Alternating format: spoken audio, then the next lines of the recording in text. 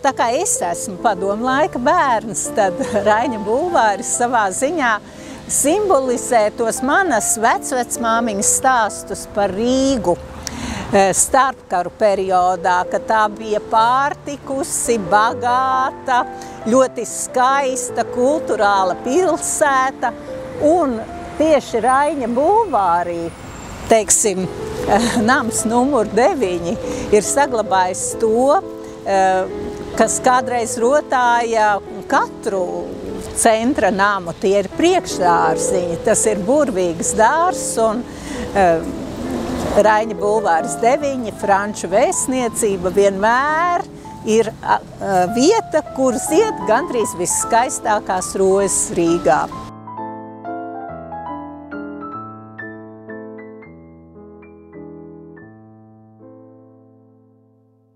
Vienalga par spīti visam, tieši Raiņa bulvāra ēkas ir arī padomu laikā bija spējušas saglabāt kaut ko no tā šarma, no tās glances, kas bija starpkaru Latvijā. Vismaz tā es to sajūtu, un es domāju, ka es nebiju vienīgā.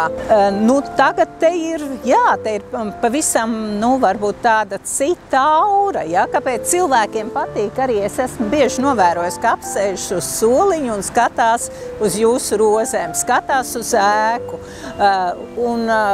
Cilvēki pēdējā laikā aizvien vairāk ir sākuši novērtēt tādas ļoti smalkas lietas, ja?